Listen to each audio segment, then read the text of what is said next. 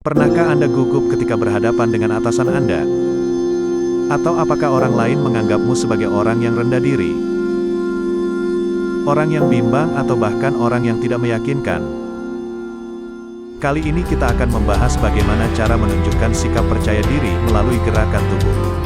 Sehingga orang lain bisa menjadi lebih yakin dan percaya kepadamu atau bahkan menjadi segan dengan Anda hanya dengan memperhatikan sikap tubuh Anda. Yang pertama, berdiri tegak. Yang paling utama dan paling mudah dilakukan adalah berdiri tegak. Pasalnya berdiri tegak dapat mempengaruhi sirkulasi darah. Jadi ketika Anda berdiri tegak, hal ini akan mempengaruhi tingkat kepercayaan diri Anda. Mengapa? Karena berdiri tegak juga berhubungan dengan paru-paru dan otak. Sirkulasi oksigen akan berjalan dengan lancar pada bagian paru-paru dan otak. Sehingga hal ini bisa meningkatkan tingkat kesadaran pada otak dan dapat bernafas dengan leluasa karena paru-paru memiliki ruang yang luas untuk bernafas. Nah, kalau dipandang secara psikologisnya ketika seseorang berdiri tegak, hal ini akan menggambarkan kalau kitalah yang berkuasa di tempat tersebut. Dengan berdiri tegak dan memandang ke depan secara tidak langsung kita menyampaikan bahwasannya kita tidak takut bicara dengan siapapun dan tidak takut berhadapan dengan siapapun. Sehingga hal ini memberikan kesan percaya diri yang sangat tinggi di hadapan orang-orang. Jadi berdirilah tegak, naikkan dagumu, tatap ke depan dan jangan menunduk. Yang kedua, kontak mata. Menatap mata lawan bicara sangatlah mempengaruhi respon si lawan bicara. Tataplah mata lawan bicara Anda setidaknya 50-60% selama proses pembicaraan berlangsung. Kontak mata ini akan memberikan kesan kepada lawan bicara yang menggambarkan kita adalah seorang yang kredibel dan serius dengan hal yang dibicarakan. Kita juga akan membuat lawan bicara merasa dihargai dan bisa meningkatkan rasa percaya diri kita.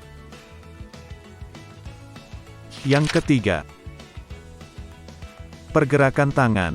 Ketika Anda sedang berbicara dengan seseorang ataupun banyak orang, cobalah untuk tidak memasukkan tangan Anda ke dalam kantong celana Anda. Sebagian orang mungkin berpikir itu adalah hal yang keren atau kelihatan cool. Tapi jika dipandang secara psikologi, hal itu menunjukkan bahwa kita adalah tipikal orang yang tertutup dan seperti memperlihatkan kita acuh tak acuh pada lawan bicara kita. Maka lawan bicara kita akan merespon bahwa kita tidak tertarik ingin memulai atau melakukan sebuah percakapan. Lalu bagaimana cara kita memposisikan tangan kita pada lawan bicara ataupun audiens? Kita harus melakukan sebuah gerakan kecil yang selaras dengan apa yang kita bicarakan. Hal ini akan menarik perhatian lawan bicara, karena kita berbicara seolah-olah tangan kita juga ikut berbicara. Sehingga hal ini menghidupkan suasana dan lawan bicara akan merespon bahwa kita sangat serius dengan apa yang sedang dibicarakan. Hal ini juga dapat meningkatkan cara berpikir kita karena secara tidak langsung kita menggunakan kedua otak kita, yaitu otak kanan dan otak kiri. Di mana setiap kata-kata yang keluar dari mulut kita diprogram oleh otak kiri sementara gerakan tangan diprogram oleh otak kanan karena tangan memiliki irama gerakan. Yang keempat, wajah berseri. Jika diartikan makna dari berseri adalah bercahaya, bersemarak, tampak elok ataupun indah. Coba bayangkan jika Anda memasang wajah murung ketika sedang berbicara dengan seseorang. Maka orang itu hanya akan berbicara sebentar kemudian dia akan malas untuk melanjutkan pembicaraan karena dia akan merasa bahwa kita itu kurang welcome. Bagaimana tidak, memandang wajah kita saja dia sudah malas, apalagi memulai sebuah pembicaraan. Maka dari itu ketika Anda sedang melakukan sebuah perbincangan maka pasanglah wajah yang berseri. Namun bukan karena terpaksa. Cobalah tersenyum dengan natural yang menunjukkan bahwa Anda welcome untuk diajak berbicara.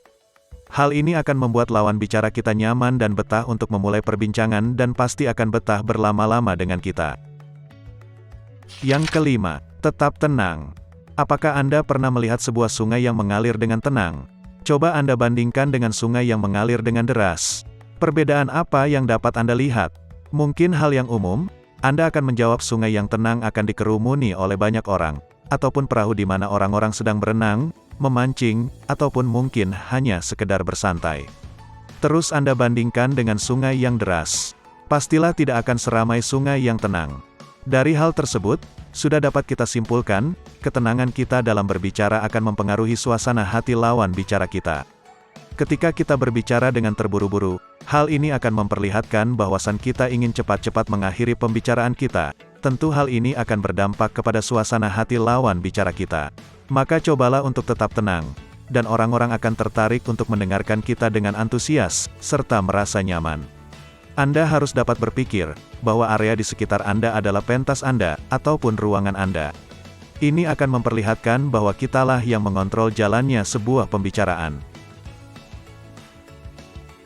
Jadi itulah hal-hal yang bisa Anda praktikan, untuk membuat diri Anda terlihat percaya diri, di hadapan orang-orang ataupun lawan bicara Anda. Semoga poin-poin yang telah diulas oleh Indra Time pada sesi ini, bisa bermanfaat, dan meningkatkan rasa percaya diri Anda. Cobalah untuk membiasakannya. Dan terima kasih bagi teman-teman yang telah menonton video ini sampai habis. Jangan lupa subscribe, like, dan komen ya.